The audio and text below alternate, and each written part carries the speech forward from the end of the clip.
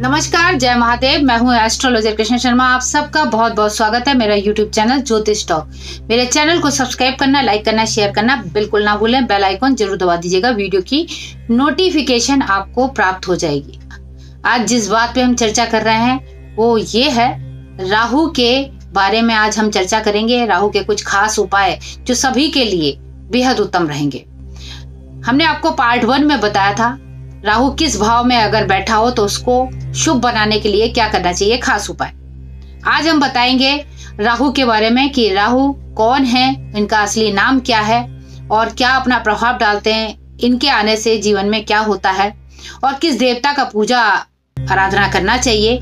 और इसके अलावा ये भी बताएंगे कि राहु के अशुभ प्रभाव के दौरान आपको क्या खास उपाय और करने चाहिए। चलिए शुरुआत करते हैं। सबसे पहले मैं आपको बता दूं, हमारे ये पार्ट 2 जो राहु के उपाय के बारे में बता रहे हैं वो ये है, सबसे पहले कि हम राहु जो छाया ग्रह कहलाते हैं, राहु और केतु 2 होते हैं, दोनों एक ही के धड़ से यानी कि एक ही शरीर से उत्पन्न हुए हैं। तो राहु के असली नाम क्या है? राहु का असली नाम है स्वरभानु। स्वरभानु नाम के ये एक राक्षस थे जिनका भगवान विष्णु ने मोहिनी रूप धारण करके इनका धड़ एकदम काट दिया था। चंद्रमा ने इशारा करा था कि इन्होंने अमृत पिया है, और जो अमृत जब वितरित हो रहा था इन्होंने धोखे से अमृत पी लिया था, जिसकी वजह से आज तक इनके कह सकते हैं कि ये जब भी ग्रहण लगता है तो ये पुनः अपने रूप में आ जाते हैं। और इसके बाद सूरज और चंद्रमा इन दोनों ने ही इशारा करा था, इसलिए इन दोनों के ऊपर अपना ग्रहण का प्रभाव डालते भी हैं।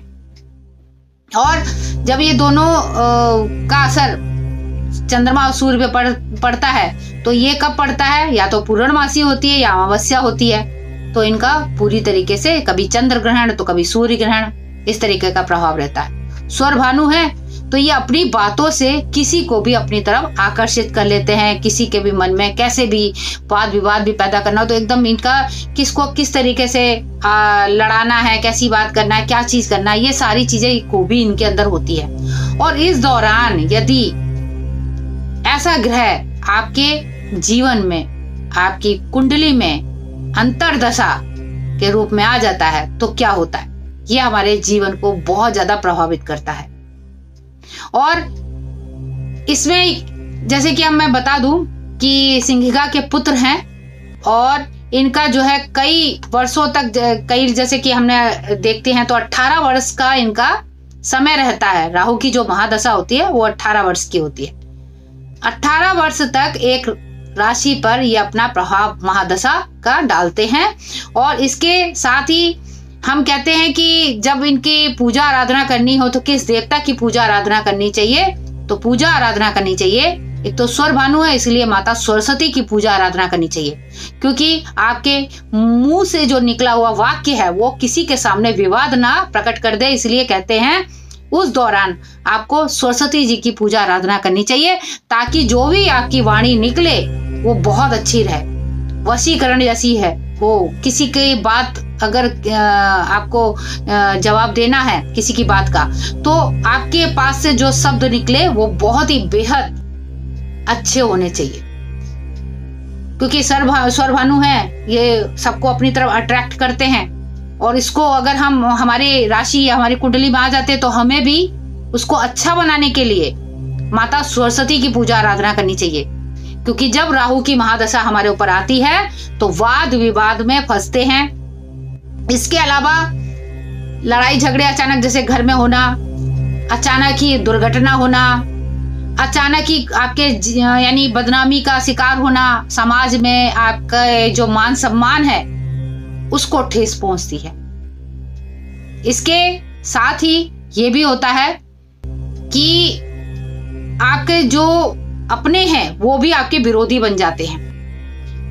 उस दौरान हम कहते हैं जब महादशा चल रही होती है तो आपको किस देवता की पूजा आराधना, क्योंकि अपमान, बदनामी, ये सारी चीजें, आपको कोई विषैला कीड़ा काट सकता है या सर्प काट सकता है, क्योंकि राहु केतु की वजह से भी काल सर्प दोष भी बनता है। तो यहाँ जब राहु की महादशा चल रही होती है उस दौरान आपको स्किन से संबंधित बहुत ज्यादा प्रॉब्लम होती है, पेट से संबंधित बहुत ज्यादा समस्या होती है, हड्डियों में आपको प्रॉब्लम रहती है और सर में हमेशा दर्द सा रहता है, अचानक डर लगना, अनिद्रा का शिकार होना, ये सारी चीजें जब राहु की महादशा चल रही होती है उस दौरान आपके ऊपर होती है।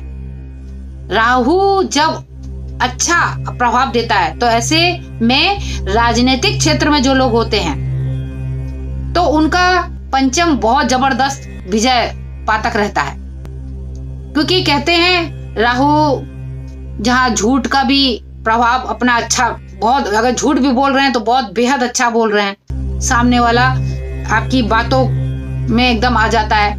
तो ऐसी चीजें यहाँ पर राजनीतिक क्षेत्र के लिए राहु बहुत ज्यादा अपना प्रभाव अच्छा डालता है।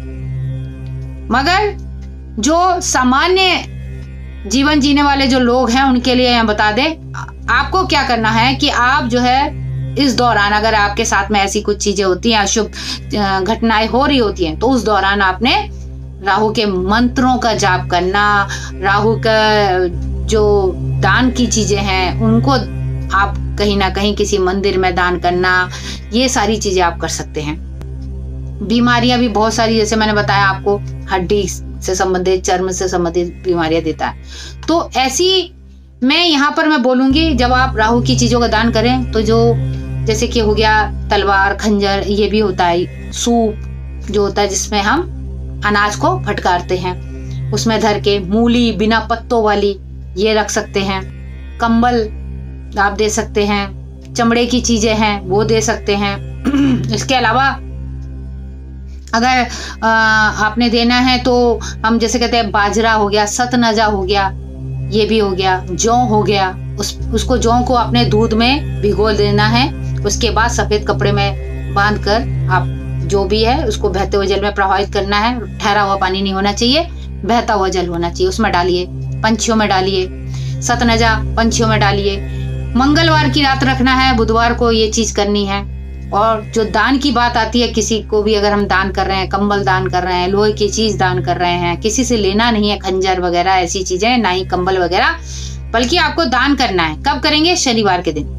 जब भी राहु की चीजों का आप दान कर रहे हैं या उनके मंत्रों का जाप कर रहे हैं या जाप करवा रहे हैं किसी पंडित से, तो उस समय आप मंत्रों का उच्चारण जरूर करा करें, खुद भी करें, अच्छा रहेगा। खुद कर रहे हैं तो मंत्र में बता देती हूँ, ओम राम राहवे नमः, ओम राम राहवे नमः, ये कर सकते हैं। और एक मंत्र और है, ओम ऐम ह्रीम राहवे नमः, ओम ऐम ह्रीम राहवे नमः। देखिए इसमें ऐम यानी माँ सरस्वती का भी नाम आ गया है, तो इस मंत्र का भी जाप आप कर सकते हैं।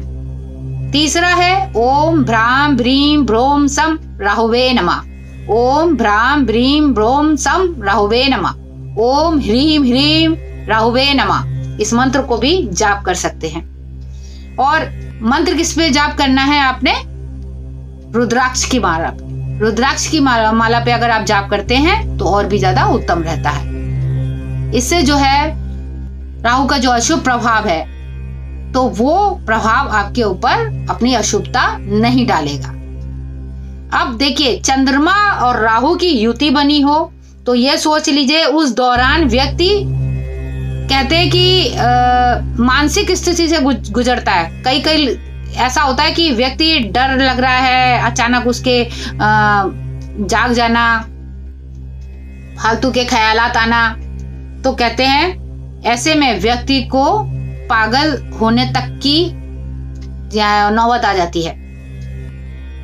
तो जब राहु का ऐसा असर हो रहा होता है तो उस दौरान आपके आसपास बदबू सी आएगी, ऐसा लगेगा हमारे आसपास कोई घूम रहा है। और दो तीन आदमी अगर आपस में भी बात कर रहे होंगे तो आपको लगेगा हमारे बारे में बात कर रहे हैं। आप लेना ना देना, आप उनसे वाद विवाद कर बैठते हो, लड़ाई झगड़ा हो जाता है, बनते बनते काम आपके बिगड़ जाते हैं, आपके साथ किसी ना किसी के साथ वाद विवाद होता रहता है, अचानक दुर्घटना हो जाती है, हर चीज अचानक होती है।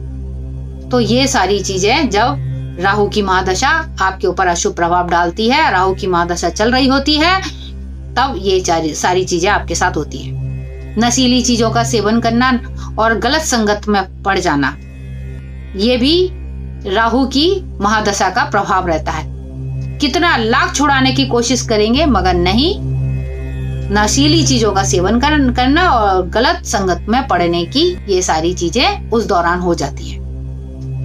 तो इन्हीं चीजों को ठीक करने के लिए जो मैंने आपको मंत्र बताया है, इन मंत्रों का जाप करना और इससे जो है वो भी रुद्राक्ष की माला पे हवन करना। जौ की हवन होता है, हवन सामग्री में जौ ज्यादा डाला जाता है, उसका हवन होता है और वो भी शनिवार के दिन या बुधवार के दिन करवा सकते हैं।